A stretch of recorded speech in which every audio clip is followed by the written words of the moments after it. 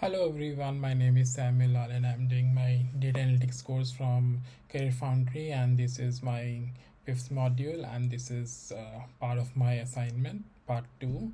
And here I have to give the answers of the 5 questions which are mainly asked in the data analytics interview. And let's begin with the questions. So our first question is, what does the CRISP DM methodology for data mining entails? What does the data analyst do in the each step? So CRISP, this CRISP DM stands for the cross industry standard process for data mining. It's a 6-step methodology that guide data analysts and data scientists through the structural problem solving with data. Here, what is step entails and what a data scientist typically does. So we have the 6 point: business understanding, data preparation, modeling, evaluation, deployment. Here we will see that in each step what we do. And the first step focuses on the defining the project objectives from a business perspective. As a data analyst, I clarify the goal, key question, and the success metrics with stakeholder. This ensures the analysis aligns the business needs. Whatever we are doing, they should align to the business needs. And the second is data understanding. Here I'll gather the data, initial data, explore its structure and look for the quality issues or interesting patterns. I often perform the EDA, create some simple visualization which can be easily understood by the stakeholders, with the people those who are looking on it, and the manager, the teams, and the customers. I often check the missing and the inconsistent values. And next we will prepare the data. This is all about the cleaning, transforming, and if we have any duplicates and anything which is unusable and which is not required in our further investigation, we will remove their data. And missing values, and this stage is sometimes it is time consuming, but sometimes it is not. Sometimes we have less, but when we have the big data, at that time we have to put really too much time on it so that we can have a clean data to perform our things further. So next step is modeling. In this steps I apply the technique of the machine learning like algorithm to find pattern to make predictions. I also experiment with different models and tune parameters to improve performances. And the next point is evaluation. Here I evaluate whether the result meets the business objectives or not, and not just if the model is accurate. I check key metrics, validate assumption, and get feedback from the stakeholder to see if the model is practical. Finally, the deployment. I have to put the model to inside into the actions. This could mean delivering a dashboard, creating reports, and integrating the predictive model into business system, so on. So overall, CRISP-DM provides a repeatable structured process for solving data problem, ensuring that every project stays focused on business values while following the consistent workflow. So this was the first question. Moving to the second question. Explain the need to be done before you can forecast time series. In the other word, what does the time series analysis involve? So before we can forecast the time series, we need to perform a time series analysis. This involves several important steps to understand and prepare the data for accurate prediction. So first of all, we need to collect and inspect the data. We will gather the data which is recording might be intervals and sales, daily sales or monthly revenue like this, and we will see the missing values, outliners, irregularities, or any kind of data which is not relevant to our data. So we will see that and we will remove it. And next we will do the visualization. In this thing we will create some charts which are easy to understand by the stakeholders, by the customers, and it could be scatter plot, bar charts, and any kind of the charts which we can make it in an easier way and let them understand in an easier way. And ultimately this is all about to tell the story of your data to your stakeholders. And we will check the stationarity. It is the most forecasting model work best when the data is stationary, meaning the statistical properties like mean and variance don't change over the time. And we will also use statistical tests like argumental decay Fuller, which is also known as ADF, and To check this, if the data is stationary, I apply technique like differencing or transformation. Further, we have decompose series. In decompose series, we have a few components like trend, seasonality, noise, and residual. In this one, in trend, we will have the long-term increase and to decrease, seasonality, regular pattern, and the repeat over the time, noise and residual, random fluctuation. Understanding these components and help to choose the right forecasting model. Choose and train the model. We will see the which model is suit for our findings and for our work, and later on we will select the forecasting method like ARIMA, exponential smoothing, or machine learning models. I split data into the training and testing sets to evaluate the accuracy. Further validate and the forecast. Finally, I'll check the model performance, how that data is performing, and how our models are performing using the metrics like RMSE or MAPE. Once the model is triable, I use to generate forecast and communicate the result to the stakeholder. Overall, time series analysis is about the cleaning, exploring, and modeling data over the time to make forecasts that are both accurate and the actionable. So, moving further, we have the third question. Discuss the main principle of data ethics, as well as what companies organization could do to upload these principles. So data ethics is all about the making sure that data is collected, stored, and the used with a fair, responsible, and the respectful of the people's right. There are a few main principles. We will focus on them. First is privacy, transparency, fairness, and non-discrimination, accountability, and security.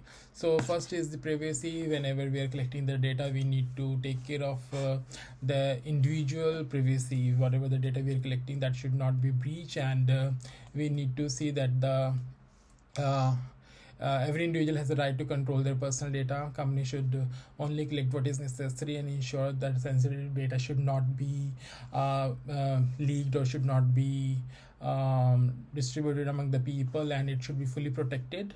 And transparency, people should know that what data is being used and what data is being collected, and how the data is getting used by the people, those who are collecting the data. Fairness and the non-discrimination, there should be fairness. Of the data algorithm must be designed to avoid the bias or the discrimination. And in accountability, companies should take the responsibility of how they use the data. Even the issue is unintentionally, they can set up internal ethics committees, create audit trials, and assign clear roles for the data governance. That is really important, because if any data is leaked, so how they gonna take care of it. The last and the fifth point is protect security. In this case, protecting data from breaches is essential to maintaining trust. This means investing in strong cybersecurity, regular security testing, and quick incident response plans.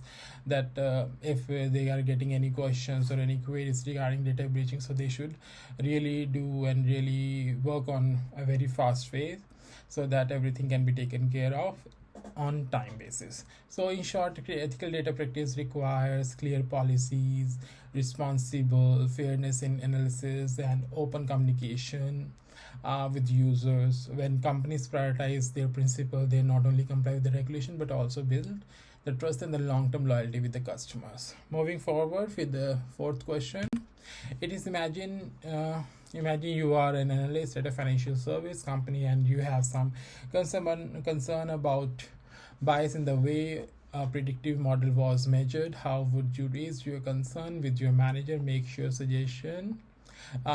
suggestion for how to avoid measurement bias in the future. So if I were an analyst at a financial services company and had concerns about bias in the ways predictive model was measured, start by raising in a professional evidence-based way. First, I would gather some data to support my concerns, such as metrics, example where the model performs differently across group, or sign that the evaluation process wasn't fully representative. Then I would schedule a meeting with my manager or the communicating person and clearly explain the issue. I would say something like, I notice that our model's evaluation metric may not reflect how well it performed for all customer group. Here what I found, and I would like to discuss way to address this. These approaches keep the focus on facts and the solution, but not blame. For preventing major bias in the future, I would suggest using diverse and representative data. Make sure the training and the test database, including all the relevant customer group and the scenarios. Secondly, reviewing the evaluation metrics. Avoid relying on the single metrics like accuracy, use, precision, recall, FI score, and fairness metrics to get a full picture. Thirdly, cross-functional review. We will involve other analysis data scientists and domain experts in reviewing model to catch blind supports where we cannot see, but they would be able, because they have the expertise, so they can see what we are missing and where we can work on. And the fourth one is the bias audits. We will schedule a regular audits of both the models and its measurement, and to identify and fix potential biases early, because we will do it as soon as early to remove all such things. And the fifth and the last point is documenting assumptions. Clearly record all the data sources, feature selection, and testing approaches to everyone. Understand the context of the evaluation. And by raising this concern openly and offering solution, I would help create a culture accountability and continuous improvement, which is really important for an organization, and which is also critical when working the predictive model in the financial services. And now moving forward, we will see our fifth question, which is explain the difference between regression and classification model in predictive analysis. When would you use these model over the others? So in predictive analysis, we often use the regression and classification or classification models, and the choice depends on the type of the outcome where we are trying to predict. So first of all, we will discussing the regression model. Regression model is used when the target variable is continuous, meaning it can take numerical value. For example, predicting customers' future account balance, monthly sales, or our house prices. Regression model estimate relationship between input features and the numeric output, allowing us to forecast precise value. Common regression method includes the linear regression, polynomial regression, and the decision tree regression.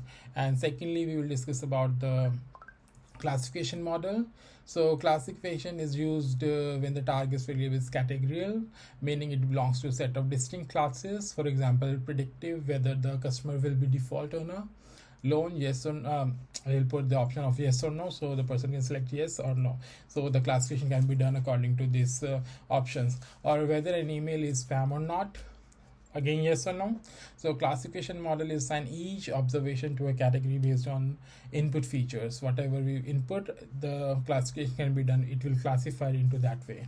So common method is include logistic regression, decision trees, random forest, and support vector machines. And when can we use these two models? So first of all, regression model can be used when you need to predict the quantity or a numerical outcome, or classification model can be used when we need to categorize observation into the discrete group. So to sum up, the key difference is whether the output is continuous, regression, or categorical, classification. Choosing the right model ensure accurate prediction and the meaningful insight for the decision making. So these were all the 5 questions which were asked to answer, and I hope I was able to answer all the questions. So yeah, thank you so much, and if you have any further question, you can contact me. Thank you.